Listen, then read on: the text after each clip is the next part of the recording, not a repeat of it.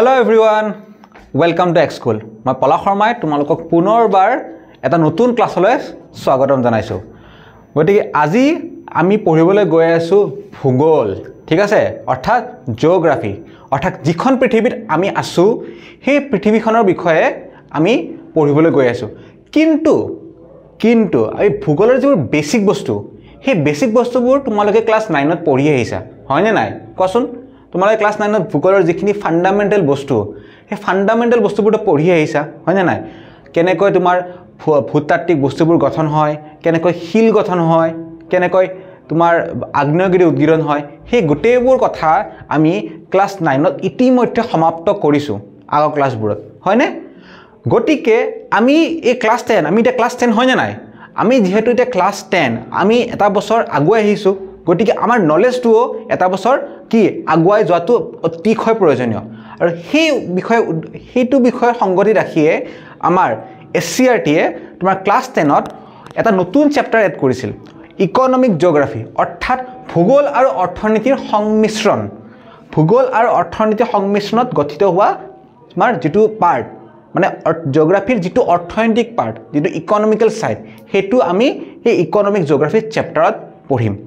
গতিকে পলম নকৰো, ক্লাছটো আমি ইয়াতে স্টাৰ্ট কৰো, ঠিক আছে? সো ইকনমিক জিওগ্ৰাফি তাৰে আজি প্ৰথমটো খণ্ড, ঠিক আছে? পৰৱৰ্তী পৰ্যায়ত মই এই ভিডিঅ'বোৰ আৰু লৈ আনিম এই চেপ্টাৰটোৰ লগত ৰিলেটেড, যেহেতু চেপ্টাৰটো অতিশয় দীঘল, গতিকে এটা ভিডিঅ'ত মানে কমপ্লিট কৰাটো সম্ভৱ নহয়, গতিকে মই খণ্ডকৈ এই চেপ্টাৰবোৰ তোমালোকৰ বাবে লৈ আনিছো, ঠিক আছে? ওকে, সো স্টাৰ্ট কৰো আমাৰ আজি ক্লাছটো। চোৱা, অৰ্থনৈতিক ভূগোল পঢ়াৰ আগতে আমি অৰ্থনৈতিক ভূগোল যিটো সাব কেটেগৰী, অৰ্থনৈতিক ভূগোল এটা সাব কেটেগৰী দেই, এটা মেইন কেটেগৰী এটাৰ অন্তৰ্গত। তাৰ মানে সাপোজ এৰ আন্ডাৰত আছে, সাপোজ এইটো এ, ওকে ৰবা, এইটো এৰ আন্ডাৰত আছে কি এই স্মল এটো, ঠিক তেনেকৈ অৰ্থনৈতিক ভূগোলটো হয় এই স্মল এটো, আৰু ডাঙৰ এটো হ'ল তোমাৰ কি, ডাঙৰ এটো আমাৰ যোনটো হিউম্যান জিওগ্ৰাফি, ঠিক আছে? সো অৰ্থনৈতিক ভূগোল পঢ়াৰ আগতে আমি জিওগ্ৰাফি যেটো মেইন দুটা পাৰ্ট, প্ৰাকৃতিক ভূগোল আৰু মানৱ ভূগোল, অৰ্থাৎ ফিজিক্যাল জিওগ্ৰাফি আৰু হিউম্যান জিওগ্ৰাফি, তাৰ বিষয়ে আমি অলপ জানিলো, ঠিক আছে? আৰু অৰ্থনৈতিক জিওগ্ৰাফি, যোনটো অৰ্থনৈতিক economic geography is an important branch of human geography. মই যেটো কৈছো যে এটো কি হয় হিউম্যান জিওগ্ৰাফি, আৰু স্মল এটো কি হয় ইকনমিক জিওগ্ৰাফি। ক্লিয়াৰ হ'ল তোমালোকৰ? সো প্ৰাকৃতিক ভূগোল কি আমি অলপমান ৰিকেপ কৰিলো, আমি যেহেতু আগতে পঢ়া ক্লাস 9 তে পঢ়া, আমি অলপ পাহৰি যাব পাৰো। কিন্তু প্ৰাকৃতিক ভূগোল কি হয়? প্ৰাকৃতিক ভূগোল কি হয় কোৱাচোন? প্ৰাকৃতিক ভূগোল আমি পঢ়ো কি? প্ৰাকৃতিক ভূগোলত আমি তোমাৰ যিবোৰ নদ নদী আছে, যিবোৰ নদ নদী, পাহাৰ পৰ্বত, হয় নে নাই? পাহাৰ পৰ্বত, তোমাৰ আগ্নেয়গিৰি, এইবোৰৰ গঠন, সেইবোৰৰ গঠনৰ বিষয়ে আমি পঢ়ো। আমি এইবোৰৰ গঠনৰ বিষয়ে আমি প্ৰাকৃতিক ভূগোলত পঢ়ো, হয় নে নাই? আমাৰ পৃথিৱীখন কেনেকৈ গঠন হ'ল, যিটো বিগ বেং বুলি কয়, বিগ বেংৰ পৰা যেতিয়া আমাৰ পৃথিৱীখনৰ ফৰ্মেশ্যন ষ্টাৰ্ট হৈছিল, সেই ফৰ্মেশ্যনৰ পৰা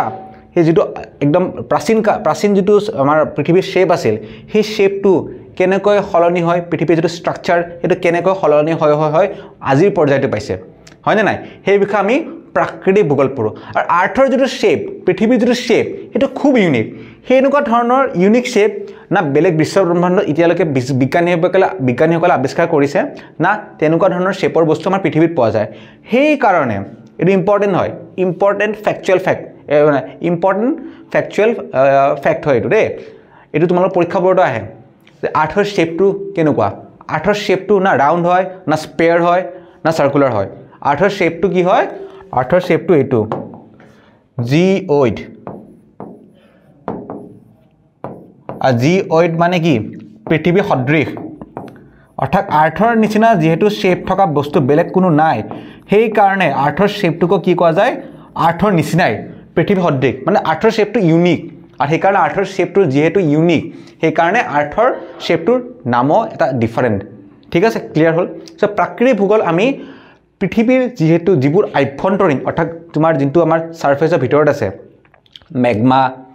তাৰপিছত লাভা, মেণ্টেল, কোৰ এইবোৰ আমি পঢ়িছোঁ নহয় সেইবোৰ তাৰ লগতে পৃথিৱীৰ যিটো সাৰফেসৰ ওপৰত আছে নে পাহাৰ পৰ্বত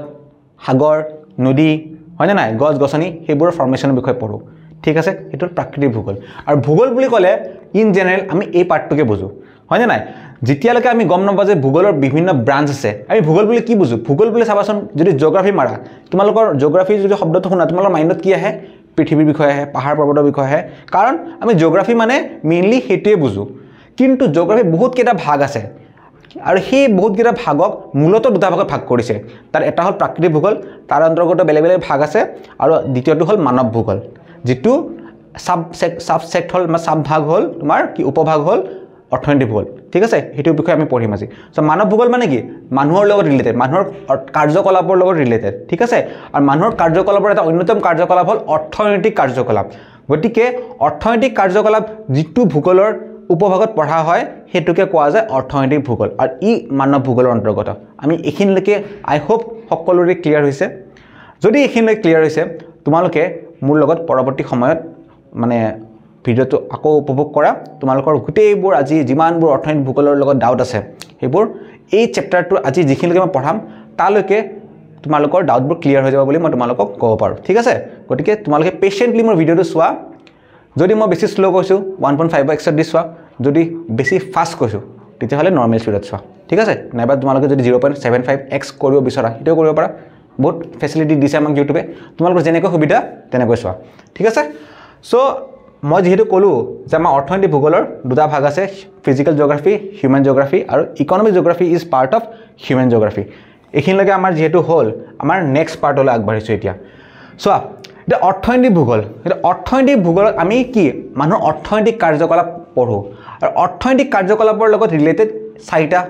ফ্যাক্টৰ আছে চাৰিটা ফ্যাক্টৰ কি হল এই চাৰিটা ফ্যাক্টৰ কি চোৱা এই চাৰিটা ফ্যাক্টৰ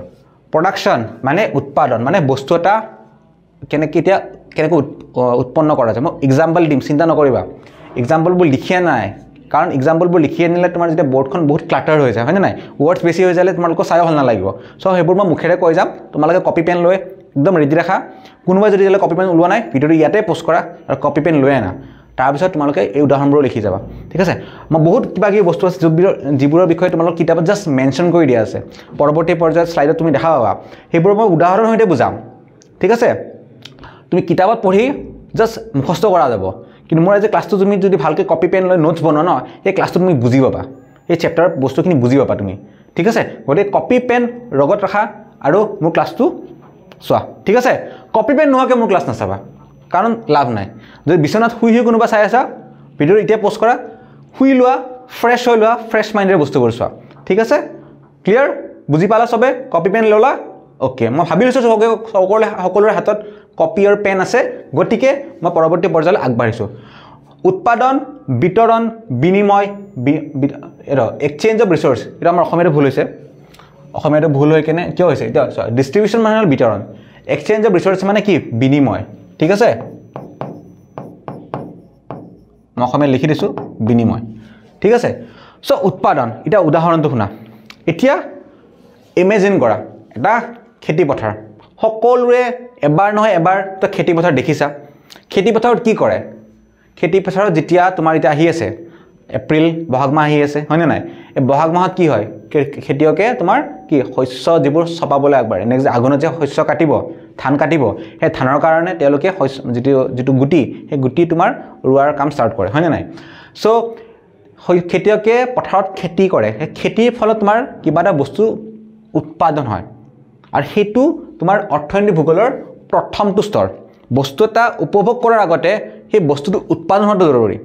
মই তোমালোকে মোৰ ক্লাছটো চোৱাৰ আগতে মই ক্লাছটো ৰেকৰ্ড কৰা জৰুৰী হয় না নাই ঠিক তেনেকৈ ভাতটো খোৱাৰ আগতে ধানৰ খেতি কৰা জৰুৰী সেই কাৰণে প্ৰথম স্তৰটো হল উৎপাদন ঠিক আছে এটা উৎপাদন হৈ গল এতিয়া যদি খেতিয়কজনে কয় মই মোৰ খেতি কৰিছো আৰু সেই খেতিখিনি মই ধানটো কাটি আনি কেনে মোৰ ঘৰতে থৈ দিম না কাবাক দিম না কৰবাত বেচিম তেতিয়াহলে কি হ'ব ইমানখিনি ধানটো কি কৰিব তেখেতে হয় না নাই বাৰু তেখেতে ঘৰত খালেও কিন্তু অকল চাউল খাই থাকিব নাই অকল ভাত খাই থাকিব নাই তেলৰ বেলে বেলে বস্তু দৰকাৰ আছে নাই হেবোৰ বস্তু তেখেতে কেনেকৈ পাব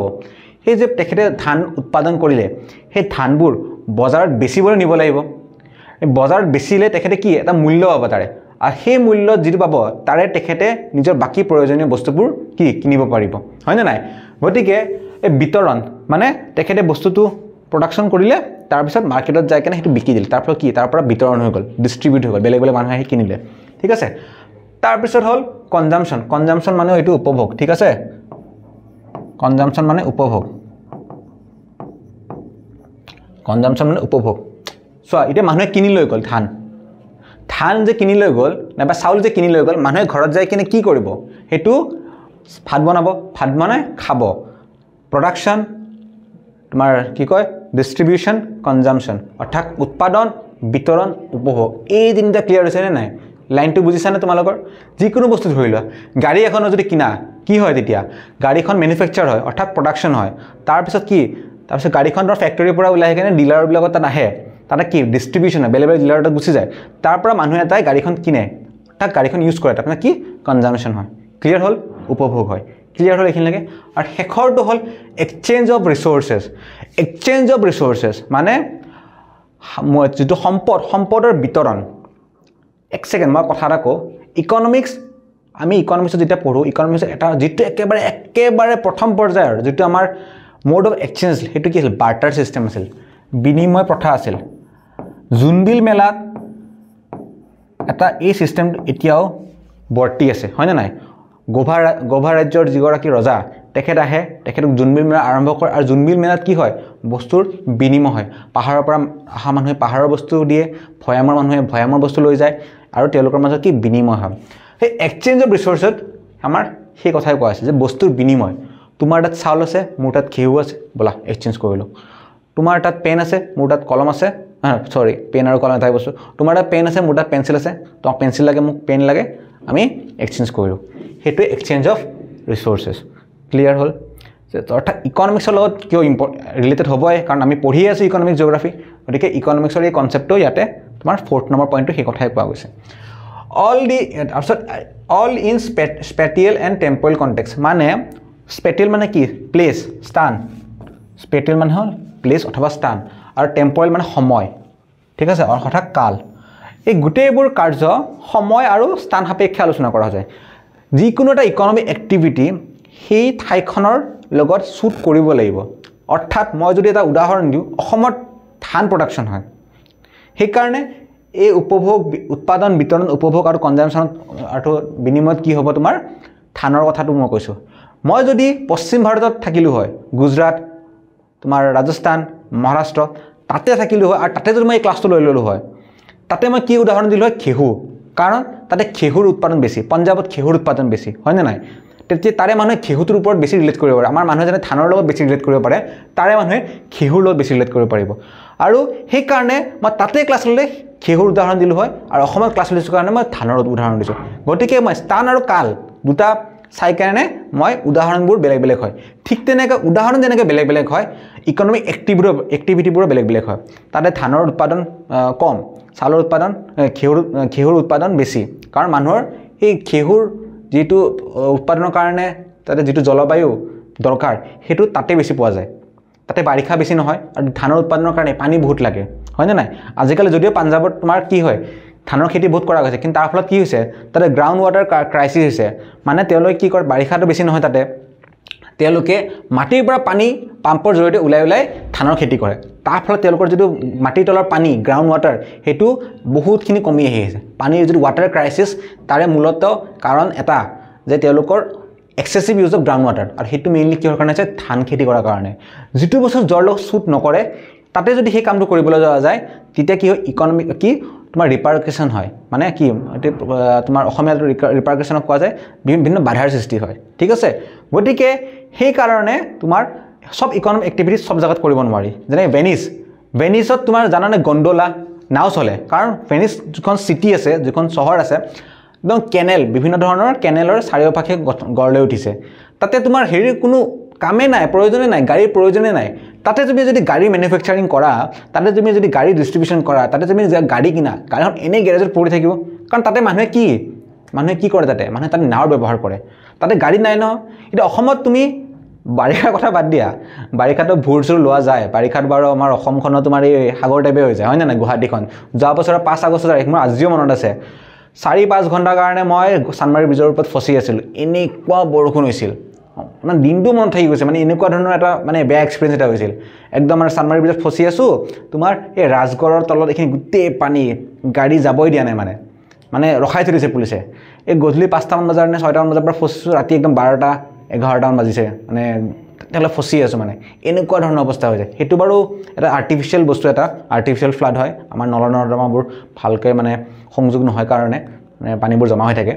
কিন্তু মই সেই কথাটো কৈছোঁ যে যিটো জায়গাত যিটো বস্তুৰ প্ৰয়োজন সেইটো জায়গাত সেইটো বস্তুৰ প্ৰডাকশ্যন হ'লেহে তোমাৰ কি মানুহৰ সুবিধা হয় মানুহৰ লাভ হয় গতিকে সেইটো বস্তু লক্ষ্য কৰি কেনেহে আমি ইকনমিক জিঅ'গ্ৰাফিটো পঢ়োঁ স্থান আৰু কাল সাপেক্ষে বুজি পালা উদাহৰণ মই বহুত দিলোঁ তোমালোকে হয়তো বুজি পাইছা যদি বুজি পোৱা নাই comment section is all years তোমালোকে ডাউটটো সুধিবা মানে তোমালোকৰ ডাউটটো ডেফিনেটলি ক্লিয়াৰ কৰি দিম বুজি পালা ওকে এতিয়া পৃথিৱীৰ বিভিন্ন ঠাইৰ প্ৰাকৃতিক পৰিৱেশ বিভিন্ন হয় পৃথিৱীক নহয় পৃথিৱীৰ হ'ব এইটো পৃথিৱীৰ বিভিন্ন ঠাইৰ প্ৰাকৃতিক পৰিৱেশ ভিন্ন হয় এয়া নিৰ্ভৰ কৰে তিনিটা ফেক্টৰৰ ওপৰত সেইকেইটা হ'ল ভূতাত্ত্বিক আৰু ভূপ্ৰাকৃতিক গঠন অৰ্থাৎ geological and physiographic structure climate আৰু soil geological and physiographic structure মানে ভূতাত্ত্বিক আৰু তোমাৰ ভূপ্ৰাকৃতিক গঠন সেইটো আহি যায় ক'ৰ আমাৰ প্ৰাকৃতিক ভূগোলৰ অন্তৰ্গত হৈ যায় হয়নে নাই মই যে ক'লোঁ এইমাত্ৰ যে বিগ বেংগৰ সময়ত পৃথিৱীখনৰ যিটো আকাৰ আছিল পৃথিৱীখনৰ যিটো উষ্ণতা আছিল পৃথিৱীখনৰ যিটো শ্বেপ আছিল সেইটো বৰ্তমানৰ পৃথিৱীৰ লগত অলপো মিল নাখায় ঠিক আছে কিয় কাৰণ অভাৰ দ্য টাইম পৃথিৱীৰ যিটো ভূতাত্ত্বিক আৰু ভূপ্ৰাকৃতিক তোমাৰ ষ্ট্ৰাকচাৰ আছে সেইটো চেঞ্জ হৈছে হয়নে নাই পৃথিৱীখন আগতে জুলীয়া তপত আছিল এতিয়া কি ঠাণ্ডা হৈ গোট মাৰি গৈছে পানীৰ সৃষ্টি হৈছে হয়নে নাই ইনিচিয়েল টাইমত পৃথিৱীত পানী আছিল নেকি নাছিল অক্সিজেন আছিল নেকি নাছিল সেইবোৰ কি অভাৰ দ্য ইয়াৰ্ছ তোমাৰ এটা দীঘল জিঅ'লজিকেল পিৰিয়ডৰ পিছত এইবোৰ পৃথিৱীত ফৰ্ম হৈছে ঠিক তেনে জলবায়ু উদাহৰণ তোমাৰ যেনে ধানৰ উদাহৰণ ধান আৰু ঘেঁহুৰ উদাহৰণ দিলোঁ পাঞ্জাৱ আৰু তোমাৰ অসমৰ কথাত সেইটো ইয়াতে হেৰি কৰে তোমাৰ ইয়াতে খাপ খাব আৰু এটা উদাহৰণ দিওঁ অসমত আমি মেইনলি কি ভাত বনালে কোনটো তেল ইউজ কৰোঁ মিঠাতেল ইউজ কৰোঁ কিন্তু কেৰেলাত যদি যোৱা নাইবা উৰিষ্যাৰ পিনেও যদি যোৱা তুমি পুৰি চুৰি যদি যোৱা তাতে তুমি কি খাবা তাতে মানুহে নাৰিকল ইউজ কৰিছে কাৰণ তাত যিহেতু কোষ্টেল এৰিয়া উপকূলীয় অঞ্চল তাতে নাৰিকল গছ বহুত পৰিমাণে পোৱা যায় গতিকে তাতে মানুহে নাৰিকলৰ ব্যৱহাৰ এইকাৰণে কৰে কাৰণ নাৰিকলৰ তাতে প্ৰাচুৰ্য আছে তাতে নাৰিকলৰ এভেইলেবিলিটি আছে অসমত সিমান নাৰিকলৰ এভেইলেবিলিটি নাই হৈছে গতিকে আমাৰ অসমত কি হয় সৰিয়হৰ এভেইলেবিলিটি বেছি আছে গতিকে আমি সৰিয়হ তেল ইউজ কৰোঁ মিঠাতেল ইউজ কৰোঁ ঠিক আছে জলবায়ুৰ কাৰণে এইটো তাৰে জলবায়ু উপকূলীয় আমাৰ ইয়াতে নাতিশীতোষ্ণ আৰু সেইটোৱে তোমাৰ এই যিটো নাৰিকল আৰু মিঠাতেলৰ শৰীৰৰ মাজৰ এইটো ডিফাৰেঞ্চটো ক্ৰিয়েট কৰিছে মাটি সকলো মাটিত সকলো খেতি নহয় হয়নে নাই সাৰুৱা মাটি লাগিব খেতি হ'বৰ কাৰণে ঠিক তেনেকৈ সকলো সাৰুৱা মাটিত সকলো ধৰণৰ খেতিও নহয় যেনেকৈ জুট মানে জানানে যিটো জুট মানে মৰাপাটৰ খেতি মেইনলি হয় তোমাৰ ক'ত ৱেষ্ট বেংগল আৰু আমাৰ অসমৰ চহৰ অঞ্চলবোৰত বাকী ক'তো নহয় কাৰণ কিয় মৰাপাটৰ প্ৰডাকশ্যনৰ কাৰণে যেনেকুৱা ধৰণৰ মাটি লাগিব সেই মাটিটো এই অঞ্চলকেইটাতে পোৱা যায় ঠিক তেনে কটন ক'ত খেতি হয় কপাহ তোমাৰ মেইনলি দাক্ষিণাত্য তোমাৰ ডেক্কান প্লেটু যিটো তোমাৰ মহাৰাষ্ট্ৰ কৰ্ণাটকা সেইখিনি এৰিয়াত হয় কাৰণ তাৰে যিটো মাটি তাৰে যিটো ছইল সেইখিনি তোমাৰ উপযোগী হয় কপাহ খেতিৰ কাৰণে কাৰণ তাতে ব্লেক ছইল আছে ব্লেক ছইল মানে কি জানানে কলা মাটি ঠিক আছে কলা মাটি কিয় সেই গোটেইখিনি অঞ্চল ভাৰতবৰ্ষৰ যদি আমি মেপটো চাওঁ এই যে তোমাৰ পেনিনচুলাৰ এৰিয়াটো যে আছে এইখিনি যে পেনিনচুলাৰ এৰিয়া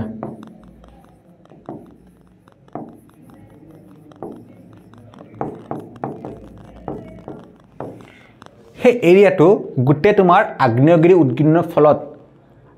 যিটো লাভা ওলাইছিল সেই লাভা ঠাণ্ডা হয় যিটো হিল ফৰ্ম হৈছিল যাক ইগনিয়াছ ৰক বুলি কয় সেই ৰকছেৰে তোমাৰ গঠন হোৱা আৰু সেই ৰকবোৰ ভাঙি কি হৈছিল তাতে ছইল অৰ্থাৎ মাটিৰ ফৰ্মেশ্যন হৈছিল আৰু সেই ছইলটো তোমাৰ ভাল হয় কপাহ খেতিৰ কাৰণে সেইকাৰণে অসমত কপাহ খেতি হোৱা মইতো দেখা নাই তোমালোকে কোনোবা দেখিছে যদি ক'বাচোন মই দেখা নাই অসমত কপাহ খেতি হোৱা কাৰণ অসমৰ যিটো মাটি সেই মাটিটো কপাহ খেতিৰ কাৰণে উপযোগী নহয় কিন্তু যিটো দাক্ষিণাত্য আছে তাৰে মাটিটো কপাহ খেতিৰ কাৰণে খুবেই উপযোগী সেইকাৰণে এই তিনিটা ফেক্টৰে তোমাৰ ক'ত কি ইকনমিক এক্টিভিটি হৈ আছে সেইটোৱে বহুত বেছি মানে তাৰ ইনফ্লুৱেঞ্চ কৰে গতিকে বুজিলানে কেনেকৈ তোমাৰ ইকনমিক এক্টিভিটি আৰু জিঅ'গ্ৰাফি ৰিলেটেড হৈ আছে গতিকে আমি যেহেতু জিঅ'গ্ৰাফি পঢ়িম নাইবা ইকনমিক্স পঢ়িম আমি এটা এণ্ডক বাদ দি কেনে পঢ়িব নোৱাৰোঁ এটা কথাই আছে জানানে ছ'চিয়েল সায়েন্সৰ ওপৰত এটা কথা আছে যে ছ'চিয়েল সায়েন্সৰ বিভিন্ন ধৰণৰ সাবজেক্ট সোমাই যায় আৰু তোমাৰ বিভিন্ন ধৰণৰ যেটো ছ'চিয়েল সায়েন্সৰ সাবজেক্ট আছে ন সেই গুটেইবোৰ তোমাৰ এটা এণ্ডৰ লগত ৰিলেটেড হয় জানা না জানা ছ'চিয়েল সায়েন্সক কি কোৱা যায় মাদাৰ অফ অল সায়েন্সেছ ঠিক আছে কাৰণ সকলো ধৰণৰ যিবোৰ তোমাৰ সাবজেক্ট আছে ঠিক আছে তোমাৰ হিষ্ট্ৰী কোৱা পলিটিকেল সায়েন্স কোৱা তোমাৰ তাৰ পিছত হেৰি কোৱা জিঅ'গ্ৰাফি কোৱা এনভাইৰনমেন্টেল সায়েন্স কোৱা সাইকোলজি কোৱা ফিলসফি কোৱা এন্থ্ৰোপলজি কোৱা এইবোৰ ক'ৰ পৰা লাইছে সব ছ'চিয়েল সায়েন্সৰ এটা ভাগ হয় না নাই যেনেকৈ যদি এই মই হিষ্ট্ৰী কো হিষ্ট্ৰীৰ পৰা কি ওলাইছে এন্থ্ৰোপলজি ওলাইছে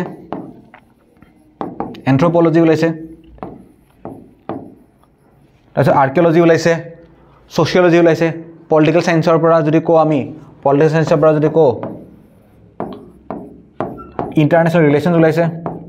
জিঅ'গ্ৰাফিৰ পৰা যদি কো জিঅ'গ্ৰাফি আৰু জিঅ'লজি ইণ্টাৰকানেক্টেড হয় ইকনমিক্স হয় তেনে ফিলসফিৰ পৰা ওলাইছে সাইকোলজি ফিলসফিৰ পৰা ওলাইছে সাইকোলজি হয় না নাই সো এইবোৰ যদি আমি চাও যে সোশিয়েল সায়েন্স কি ইণ্টাৰকানেক্টেড এটাৰ পৰা আনটো ব্ৰাঞ্চ ওলাই আছে গতিকে আমি যেহেতু সোশিয়েল সায়েন্স ইণ্টাৰকানেক্টেড হয় গতিকে গোটেইবোৰ সোশিয়েল সায়েন্সৰ বস্তুবোৰ আমি এটা আনটোৰ লগত কি কানেকশ্যন দেখা পাওঁ আৰু সেইভাবে আমি একেলগে পঢ়িব লাগিব তেতিয়াহে আমি বস্তুটো ভালকৈ বুজি পাম সেইকাৰণে আমি জিঅ'গ্ৰাফিৰ সৈতে ইকনমিক্স পঢ়ি আছো ইকনমিক্সৰ সৈতে জিঅ'গ্ৰাফি পঢ়ি আছো ক্লিয়াৰ সকলোৰে ক্লিয়াৰ এইখিনিলৈকে বস্তুখিনি বুজি পাইছানে ওকে ঠিক আছে সো নেক্সট আমাৰ যেটো মই বস্তু তোমালোকৰ বাবে লৈ আনিছো আমাৰ এটো এইখিনি হৈ গ'ল এতিয়াটো আমাৰ এইখিনি হৈ গ'ল এতিয়া আমাৰ নেক্সট হ'ল এটো example of natural environmental differences মই ইমান টাইমৰ পৰা যে কৈ আছো তোমালোকক জিঅ'গ্ৰাফিৰ মূলত দুটা ভাগ আছে আৰু তাৰ প্ৰথম ভাগটো কি প্ৰথম ভাগটো তাৰে কি হয় প্ৰথম ভাগটো তাৰে হয় প্ৰাকৃতিক ভূগোল আৰু এই গুটেইবোৰ বস্তু কাৰ লগত ৰিলেটেড প্ৰাকৃতিক ভূগোলৰ ৰিলেটেড তাৰমানে আমি এটোও বুজি পাওঁ যে মানৱ ভূগোল পঢ়াৰ সময়ত আমি প্ৰাকৃতিক ভূগোলটো আমি মনোযোগ দি চলিব লাগিব কাৰণ এই গুটেইবোৰ মানৱ এক্টিভিটি হৈ ক'ত আছে পৃথিৱীত হৈ আছে আৰু পৃথিৱীৰ বিষয়ে য'ত আমি অধ্যয়ন কৰোঁ সেইটো কি প্ৰাকৃতিক ভূগোল হয় নে নাই যিহেতু মানুহৰ কাৰ্যকলাপ পৃথিৱীত হৈ আছে সেইবাবে মানৱ ভূগোল পঢ়াৰ আগতে আমি প্ৰাকৃতিক ভূগোলটো অতি ভালকৈ জানাটো খুবেই ইম্পৰ্টেণ্ট কাৰণ মানৱ ভূগোলত যিবোৰ এক্টিভিটি হৈ আছে তাক পৰোক্ষ নহয় প্ৰত্যক্ষভাৱে কৈছো দে পৰোক্ষ নহয় প্ৰত্যক্ষভাৱে প্ৰভাৱ কৰে তোমাৰ প্ৰাকৃতিক ভূগোলে ঠিক আছে সো এইকেইটা হ'ল প্ৰাকৃতিক পাৰিবেশিক ভিন্নতাৰ উদাহৰণ যে এটা অঞ্চল যে আনটো অঞ্চলতকৈ সেপাৰেট ডিফাৰেন্ট তাৰে উদাহৰণ আৰু সেই ডিফাৰেন্সৰ কাৰণে এটা অঞ্চলতে সকলো ধৰণৰ ইকনমিক এক্টিভিটি দেখিবলৈ পোৱা নাযাওঁ আমি ঠিক আছে যেনে পশুপালনৰ যদি উদাহৰণ দিও এই পশুপালনৰ উদাহৰণ যদি দিও মই তোমালোকক পশুপালনৰ ক'ত হয় য'ত ঘাঁহনি আছে ঠিক আছে পশুপালন ক'ত হয় য'ত ঘাঁহনি আছে সেইফালে যদি চাও আমি কৃষি ক'ত হয় য'ত সাৰুৱা ভূমি আছে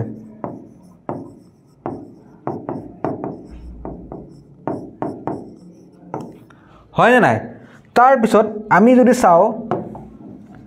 নাও জাহাজ যদি মইতো তোমালোকক দেখা পোৱা নাই চাগে এইটো কালাৰটো বেলেগ কালাৰ চেঞ্জ কৰি দিও সাপোজ মই যদি আৰু এটা কও সাপোজ যদি জাহাজ নিৰ্মাণ এই জাহাজ নিৰ্মাণটো ক'ত হয় তোমাৰ উপকূলীয় অঞ্চলত য'ত সাগৰ আছে সাগৰৰ ওচৰে পাজৰে হয় না নাই কিয় সব জায়গাতে একো নহয় কিয় য'ত ঘাঁহনি আছে তাতে পশুপালনটো হয় তাৰ লগত কৃষি আৰু জাহাজ নিৰ্মাণ নহয় কিয় য'ত সাৰুৱা ভূমি আছে তাত অকল কৃষি হয় বাকী দুটা কাম নহয় কিয় য'ত উপকূলীয় অঞ্চল আছে তাতে বাকী দুটা কাম নহয় কিয় কাৰণ তাৰ যদি বিহাইণ্ড দ্য ৰিজন হ'ল যিটো প্ৰাকৃতিক তেওঁলোকৰ বিভিন্নতা যেনেকৈ ভূপৃষ্ঠৰ কোনো ঠাই পাৰ্বত্য উচ্চভূমি কোনোবা ঠাইত হাইলেণ্ড আছে ওখ অঞ্চল আছে কোনো ঠাইত সাৰুৱা সমভূমি নাইবা উপকূলীয় অঞ্চল কোনো ঠাইত জলবায়ুভাৱে অতিপাত উষ্ণ নাইবা অতিপাত ঠাণ্ডা যেনে সাইবেৰিয়া বহুত ঠাণ্ডা কিন্তু যিবিলাক ডেজাৰ্ট হয় সাহাৰা মৰুভূমি থৰ মৰুভূমি অতিপাত গৰম গতিকে তাৰে ইকনমিক এক্টিভিটি একে হ'ব পাৰিব নেকি কেতিয়াও নোৱাৰে প্ৰাকৃতিক যেনে বানপানী আৰু খহনীয়া ইত্যাদি দেখা যায় যেনেকৈ আমাৰ অসমত বানপানী আৰু খহনীয়াটো কি অসমৰ কি বছৰিকীয়া মানে আমাৰ হেৰিৰ নিচিনা আৰু বাৰে আহিবই বছৰীয়া পৰীক্ষা যেনেকৈ বাৰে আহি থাকে তোমাৰ কি বানপানী আৰু খহনীয়া প্ৰত্যেক বছৰে আহে হয় না নাই এতিয়া আহিয়ে আছে বানপানী সিজন গতিকে বানপানী আৰু খহনীয়া ইবোৰৰ কাৰণে কি হয় ইকনমিক এক্টিভিটি ইম্পেক্ট পৰে নে নাই এটা গুজৰাটত বানপানী নহয় গতিকে গুজৰাটৰ যেটো সয়েল হেতু মানে কি হয় তোমাৰ ষ্ট্ৰং আছে গতিকে গুজৰাটৰ যিবোৰ তোমাৰ এক্টিভিটি হ'ব আমাৰ অসমত হ'ব পাৰিব নেকি কাৰণ অসমৰ যেটো ভূমি হেতু কি হেতু থিলা কাৰণ বানপানী খহনীয়াৰ কাৰণে হেবোৰ তোমাৰ থিলা হৈ গৈছে হয় না নাই গতিকে আৰু প্লাস অসমৰ যেটো তোমাৰ ভূমিকম্প আমাৰ কি অসম পৰে সেইসমিক জোন 5ত তাৰমানে আটাইতকৈ ভূমিকম্প প্ৰবল অঞ্চল গতিকে ইয়াতে যদি বহুত ডাঙৰ অট্টালিকা বনোৱা যায় বহুত ডাঙৰ নদীবান বনোৱা যায় হেবোৰ সোনকালে ভাঙি পৰা চান্স থাকে ভূমিকম্পত কেইদিনমান আগতে বহুত ডাঙৰ ভয়ংকৰ 4.1 নে 5.1 ম্যাগনিটিউডৰ এটা ভূমিকম্প আহিছিল অসমত ইমান ডাঙৰ ভাবাচোন এইবোৰ যদি ভূমিকম্প ৰেগুলাৰ আহি থাকে এইবোৰ বস্তুৰ ওপৰত ক্ৰেক পৰিব হয় না এই অট্টালিকাবোৰৰ ওপৰত আৰু এইবোৰ এটা সময় ভাঙি যাব পাৰে গতিকে অসম যেটো সেইসমিক জোন 5ত পৰে গতিকে অসমৰ যেটো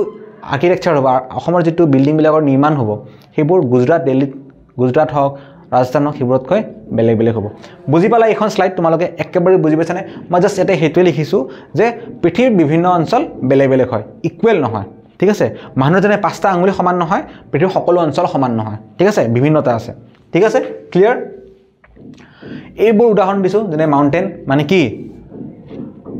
মানে কি পাহাৰ নেকি হিল মানে পাহাৰ মাউন্টেন মানে কি পৰ্বত মাউন্টেন মানে পৰ্বত ফ্লাড মানে কি বানপানী আৰু ওশেন মানে কি সাগৰ না মহাসাগৰ আচলতে ওশেন মানে মহাসাগৰ কাৰণ সাগৰ মানে কি সাগৰ মানে সি ঠিক আছে সাগৰ মানে সি ওশেন মানে মহাসাগৰ ওশেন মানে মহাসাগৰ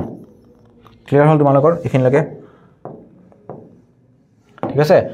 সো এগেটা হল কিছুমান ফটো আনিছো তোমালোকে যাতে বস্তুখিনি অলপ ভিজুয়ালাইজ কৰিব পাৰা ঠিক আছে ভেৰিয়েশন ইজ নেচাৰেল ৰিসোৰ্স প্ৰাকৃতিক সম্পদৰ বিভিন্নতা মই এই মাত্ৰ অলপ আগতে কি ক'লো আগৰ স্লাইডখন চোৱা আগৰ স্লাইডখন এইখন প্ৰাকৃতিক পাৰিবেশিক ভিন্নতা আৰু এটো চোৱা প্ৰাকৃতিক সম্পদৰ ভিন্নতা এতিয়া এই পাৰিবেশিক বিভিন্নতা আৰু সম্পদৰ বিভিন্নতাৰ মাজত ৰিলেচন এটা আছে ঠিক আছে সকলো অঞ্চলতে যেনে সকলো ধৰণৰ ইকনমিক এক্টিভিটি নহয় সকলো অঞ্চলতে সকলো ধৰণৰ সম্পদ পোৱা নাযায় গতিকে প্ৰাকৃতিক বিভিন্নতাই প্ৰাকৃতিক সম্পদৰ ভিন্নতাত ইম্পেক্ট কৰে মই আকৌ এবাৰ কৈছো প্ৰাকৃতিক বিভিন্নতাৰ কাৰণে প্ৰাকৃতিক সম্পদবোৰ যে আছে প্ৰাকৃতিক সম্পদৰ কি হয় তোমাৰ ভিন্নতা দেখা যায় কাৰণ সকলো অঞ্চলত যেনেকৈ সকলো ধৰণৰ ইকনমিক এক্টিভিটি পসিবল নহয় ঠিক তেনেকৈ সকলো অঞ্চলে তোমাৰ কি সকলো অঞ্চল সকলো ধৰণৰ সম্পদ পোৱা নাযায় ঠিক আছে যেনেকৈ মানুহৰ ক্ষেত্ৰত কোনোবা ভেজিটেৰিয়ান হয় কোনোবা নন ভেজিটেৰিয়ান হয় আজিকালি কোনো ভিগান হয় না নাই সকলোৰে তো তোমাৰ টেষ্ট একে নহয় আৰু ভেজিটেৰিয়ান মানুহ তাৰ সব সবজি ভাল নাপায় যদিও তেওঁলোকে কি মানে ভেজিটেৰিয়ান হয় কিন্তু তেওঁলোকৰ সবৰে কি খানাৰ চইচটো একে নেকি নহয় কিন্তু নন ভেজিটেৰিয়ান মানুহ সবে সব মাংস ভাল নাপায় কি বিভিন্নতা আছে নাই ঠিক তেনেকৈ আমাৰ প্ৰকৃতিৰ বিভিন্নতা আছে আৰু এই বিভিন্নতাৰ কাৰণে পাৰিবেশিক বিভিন্নতাৰ কাৰণে যিবোৰ বেলেগ অঞ্চল আছে তাতে সম্পদ যে পায় সেইবোৰ সম্পদ বেলেগ হয় যেনেকৈ আমি যদি কওঁ জাপানৰ উদাহৰণ লওঁ জাপানত কি তোমাৰ সম্পদ বহুত কম পোৱা যায় জাপানৰ যেটো জিওগ্ৰাফিক্যাল লোকেশন আছে তাতে তোমাৰ সম্পদ বেছি পোৱা নাযায় কিন্তু আমাৰ ভাৰতবৰ্ষ কোৱা আফ্ৰিকা কোৱা হেবোৰত তোমাৰ কি সম্পদ প্ৰচুৰ পৰিমাণে আছে হয় না আফ্ৰিকাত কোৱা এবোৰ আফ্ৰিকাত বহুত বেছি সম্পদ আছে যিবোৰ এতিয়াও ডিস্কভাৰ হোৱাই নাই গতে লোকেশন ওয়াইজ তোমাৰ সম্পদৰ বিভিন্নতা দেখিবলৈ পোৱা যায় বস্তুখিনি বুজি পালানে খাহনি পানী খনিজ সম্পদৰ বিতৰণৰ ক্ষেত্ৰত বিভিন্নতা দেখা যায় আৰু সম্পদৰ বিতৰণ আৰু গুণাগুণৰ ক্ষেত্ৰত অসমতা মই যিখিনি কৈছো সেইখিনিয়ে তোমাৰ স্লাইডত লিখি আনিছো এখিনি বুজি পাইছানে তোমালোকে যদি এখিনি বুজি পাইছা মই নেক্সট স্লাইডলৈ আগবাঢ়িছো কাৰণ আমাৰ চোৱা 14খন স্লাইড আছে গতিকে মই এতিয়াও ক্লাছটো মেবি বহুতখিনি গ'ল গতিকে এখিনি যদি বেসিক বস্তু বুজি পাইছা মই তোমালোকৰ নেক্সট ক্লাছত নেক্সট মানে যেটো স্লাইড তালে আগবাঢ়ো ওকে বুজি পালা এখিনি মই কোৱা কথাখিনি মই বাৰে ৰিপিট কৰি আছিলো মই কোৱা কথাখিনিকে লিখি আনিছো গতিকে এখিনি তোমালোকে নিজে চাই লোৱা জাস্ট একবাৰ মই ৰিডিং কৰি দিও যেতিয়া তোমাৰ হেৰি হয় সাৰুৱা ভূমি হয় তাতে কি হ'ব খেতি উপকূলীয় অঞ্চলত কি হ'ব মাছ মৰা কাৰ্য মিনাৰেল ৰিচ খনিজ সম্পদ য'ত বেছি থাকিব সাপোজ য'ত কয়লা বেছি আছে কয়লা যদি বেছি আছে কয়লা খনি তাৰ ওচৰতে কি হ'ব কয়লাৰ দ্বাৰা শক্তি উৎপাদন হ'ব কয়লাৰ দ্বাৰা শক্তি উৎপাদন হ'ব নাই এই শক্তিটো কি হ'ব ইলেক্ট্ৰিক্যাল বিজুলী শক্তি কি শক্তি বিজুলী শক্তি যেটো আমাৰ থাৰ্মাল পাৱাৰ প্ল্যান্ট বিজুলী শক্তি যেটো আমাৰ কি তাপ বিদ্যুৎ প্ৰকল্প thermal power plant thermal power plant অৰ্থাৎ তাপ বিদ্যুৎ প্ৰকল্প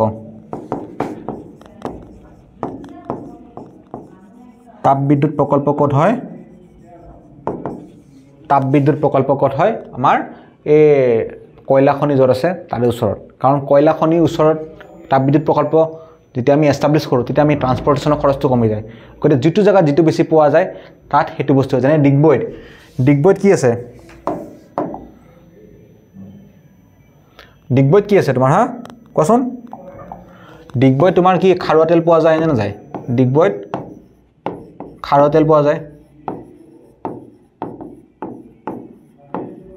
যেহেতু ডিগবৈত খাৰুৱা তেল পোৱা যায় তাতে কি আছে তোমাৰ তেল শোধনাগাৰ আছে এছিয়াৰ প্ৰথমটো তেল শোধনাগাৰ ক'ত আছে ডিগবৈ হেতু এষ্টাব্লিছ কেতিয়া হৈছিল 1901 চনত ঠিক আছে সো য'ত যি খনিজ সম্পদ পোৱা যায় তাৰে ওপৰত ডিপেন্ড কৰি কিনে তোমাৰ কি হয় তাতে এটা উদ্যোগ গঢ় লৈ উঠে আৰু লাষ্টত হ'ল গ্ৰাছলেণ্ড ৰিজন য'ত খাহনিত কি হয় মই অলৰেডি কৈছো পশুপালন হয় এবসলিউটলি ক্লিয়াৰ তোমালোকৰ যে আমি নেক্সট লেভেলত আগবাঢ়িছো ফটো আছে কেইটামান যেনেকৈ তোমাৰ এইটো খেতি এটা কি ইণ্ডাষ্ট্ৰি এইটো তোমাৰ কি মৎস্য উৎপাদন আৰু এইটো তোমাৰ কি পশুপালন ক্লিয়াৰ সকলোৱে বুজি পাইছা এতিয়া নেক্সট চাও যে economic activities differ based on environmental and resource variation মই যে অলৰেডি কৈছো যে অৰ্থনৈতিক যেটো উৎপাদন হেতু অৰ্থনৈতিক যেটো কাৰ্যকলাপ হেতু বিভিন্ন মানে হেতুৰ মাজত ভিন্নতা দেখা যায় কিহৰ কাৰণে তাৰ জিওগ্ৰাফিকেল লোকেশনৰ কাৰণে নাইবা যেটা যে সম্পদ পোৱা যায় তাৰে ওপৰত ডিপেন্ড কৰি কেনে সম্পদৰ বিভিন্নতা আৰু জিওগ্ৰাফিক লোকেশনৰ যেটো বিভিন্নতা যেটো পাৰিবেশিক বিভিন্নতা তাৰে কাৰণে সকলো ঠাইতে সকলো ধৰণৰ ইকোনমিক এক্টিভিটি পসিবল নহয় তোমাৰ মন গলে কৰিব নোৱাৰা তুমি ৰাজস্থানত যাই কিনে খেতি কৰিব পাৰিবা নেকি কোৱাচোন তুমি ৰাজস্থানত যদি যোৱা তোমাৰ যদি একেবাৰে মন গৈছে তুমি অসমৰ নিচিনা তাতে ধান উৎপাদন কৰিব পাৰিবা নেকি পসিবল নহয় কাৰণ তাৰে এই যেটো প্ৰাকৃতিক বিভিন্নতা আছে হেতুৱে তোমাৰ কি তাৰে ধান উৎপাদনত কি সাপোৰ্ট নকৰে সেই কাৰণে আমি কি কও যে সকলো ঠাইতে সকলো ইকোনমিক এক্টিভিটি পসিবল নহয় ক্লিয়াৰ হল সকলোৰে so some regions excel in agriculture কিছুমান অঞ্চল খেতিত আগবঢ়া কিছুমান অঞ্চল বাণিজ্যত আগবঢ়া কিছুমান অঞ্চল মৎস্য উৎপাদন আগবঢ়া আৰু কিছুমান অঞ্চল ইণ্ডাষ্ট্ৰীত আগবঢ়া বুজি পালান যদি আমি এগ্ৰিকালচাৰৰ কথা কও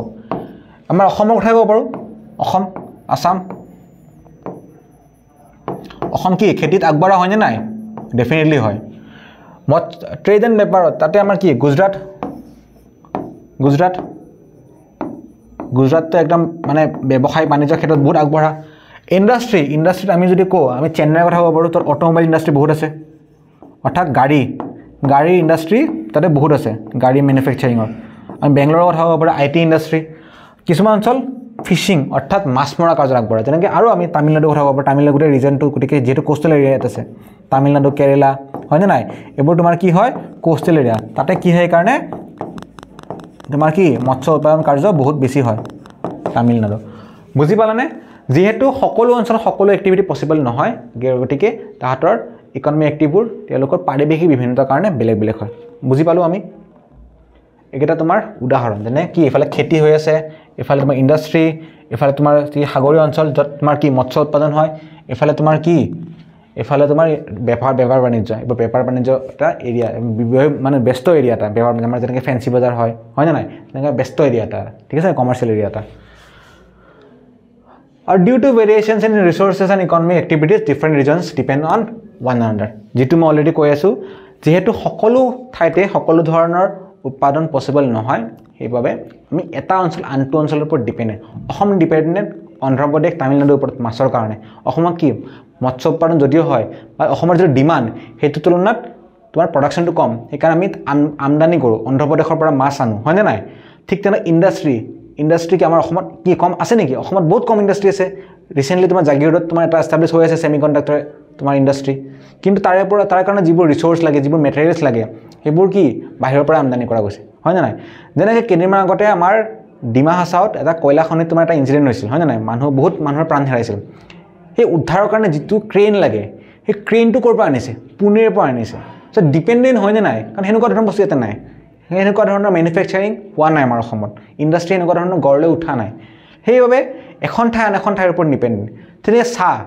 more than 50% of India's tea grows in কি Assam যদি ভাৰতবৰ্ষৰ বাকিবোৰ ঠাইৰ মানুহে যদি চাহ খাব বিচাৰে ক'ৰ ওপৰত ডিপেন্ডেন্ট অসমৰ ওপৰত ডিপেন্ডেন্ট দাৰ্জিলিঙৰ ওপৰত ডিপেন্ডেন্ট খাৰুৱা তেল অসমত বহুত খাৰুৱা তেল আছে বহুত কয়লা আছে তোমাৰ মেঘালয়ত বহুত চুনহিল আছে যৰ পৰা চিমেণ্ট বনোৱা যায় সেইবোৰ আমি কি ৰপ্তানি কৰোঁ বেলেগ বেলেগ ৰাজ্যলৈ আৰু সেই ৰাজ্যবোৰ আমাৰ অসমৰ ওপৰত ডিপেন্ডেন্ট অসমৰ তোমাৰ সম্পদৰ কাৰণে ঠিক আছে অসম যেনেকৈ বেলেগ ৰাজ্যৰ ওপৰত ডিপেন্ডেন্ট বেলেগ ৰাজ্যবোৰ অসমৰ ওপৰত ডিপেন্ডেন্ট তোমাৰ বেলেগ বেলেগ সম্পদৰ ওপৰত নিৰ্ভৰ কৰি কেনে কিছুমান ৰাজ্যৰ ডিপেন্ডেন্স কম কাৰণ তেওঁলোকৰ সম্পদ বেছি আছে কিছুমান ৰাজ্যৰ ডিপেন্ডেন্স বেছি কাৰণ তেওঁলোকৰ সম্পদ কম আছে হেতুৱে খালি কাবাৰ বেছি কাবাৰ কম বাট কোনো ইন্ডিপেন্ডেন্ট নহয় all are interdependent আমি মানুহ কোনো ইন্ডিপেন্ডেন্ট নহয় কিন্তু আমি যদি কোনো ভাবো আমি সব জানো আমাতকৈ বেছি কোন নাজানে তাৰ আমাৰ মূৰ্খ কোনো নাই তুমি জুনিয়া ভাবিবা যে তোমাৰ সকলো নলেজ আছে তুমি সব জানা হিগনাই গম পাবা যে তোমাৰ মানে যেটো নলেজ এই তোমাৰ একদম মানে লিমিটেড হৈ গৈছে আৰু তুমি মানে এতিয়া পিছয়হে যাবা আৰু আগনা ভাড়া মানুহৰ যেটো লাৰ্নিং এটিটিউড ন সেই লাৰ্নিং এটিটিউডটো যদি মানুহৰ গোটেই জীৱন থাকি যায় আৰু সেই মানুহে তোমাৰ কি উন্নতি কৰিব পাৰে তোমাৰ যদি মই সব জানো মই বৰ সেই এটিটিউডটো আহি যায় ন তুমি লাইফত বেছি দূৰ যাব নোৱাৰা এটা নিৰ্দিষ্ট জায়গাত যাই কেনে তুমি ৰখি যাবা কাৰণ তোমাৰ শিকাৰ আগ্ৰহটো নোহোৱা হৈ যাব আমাৰ শিকাৰ আগ্ৰহ তেতিয়াহে থাকে যেতিয়া আমি এইটো জানো যে আমি একো নাজানো সক্ৰেটিছে কৈছিল মই এটা কথাই জানো যে মই একো নাজানো আৰু সেই এটিটিউডটো যাৰ হাতত থাকে ন তেখেত মানুহ কি সাকসেসফুল হয়ে কাৰণ তেখেতে সকলোৰে পৰা শিকে তুমি ৰিক্সা আলাদাৰ পৰা শিকিব পাৰা তুমি পান দোকানী বেপাৰী এটাৰ পৰা শিকিব পাৰা তুমি ইণ্ডাষ্ট্ৰিয়েল সেক্টৰৰ পৰা শিকিব পাৰা তুমি চাহ দোকানী এটাৰ পৰা শিকিব পাৰা বাকি বাদ দিয়া তুমি ব্যৱহাৰ কৰা শিকা চোৱাচোন তেওঁলোকে কেনেকৈ মানুহৰ ব্যৱহাৰ কৰে তেওঁলোকে মানুহৰ লগত কেনেকৈ আচৰণ কৰে সেইটো শিকা মই কোৱা নাই যে তেওঁলোকৰ পৰা তুমি পঢ়া শুনা শিকিবলৈ পঢ়া শুনা তুমি শিক্ষকৰ পৰা শিকা কিন্তু মানুহৰ লগত যেটো আচৰণ যেটো হিউমেন বিহেভিয়াৰ যেটো ইমোশনাল ইন্টেলিজেন্স চাবাচোন এলোকৰ বহুত বেছি থাকে সেইটো শিকা তেওঁলোকৰ পৰা বস্তু বুজিছানে সকলো ঠাইতে তোমালোকে চকু কাণ একদম মানে মুকলি কৰি ৰাখা মুখখন অলপ কমকৈ চলোৱা চকু আৰু কাণটো অলপ বেছি ইউজ কৰা তেতিয়া কি হ'ব তোমালোকে শিকিব পাৰিবা বুজি পালা মই এই মানে কথাটো কৈ কেনে তোমাৰ আজি ক্লাছটো শেষ কৰিছো আই হোপ তোমালোকৰ যেটো ফাৰ্স্ট পাৰ্ট আছিল ইকোনমি জিওগ্ৰাফি সেই ইকোনমি জিওগ্ৰাফিটো তোমালোকৰ একেবাৰে ক্লিয়াৰ হৈছে ঠিক আছে ইকোনমি জিওগ্ৰাফিৰ ফাৰ্স্ট পাৰ্ট এই ভিডিঅ'টোত মই সমাপ্ত কৰিছো কিবা ডাউট থাকিলে তোমালোকে কমেন্ট সেকশনত লিখিবা গতিকে আজিৰ কাৰণে এইখিনি থ্যাংক ইউ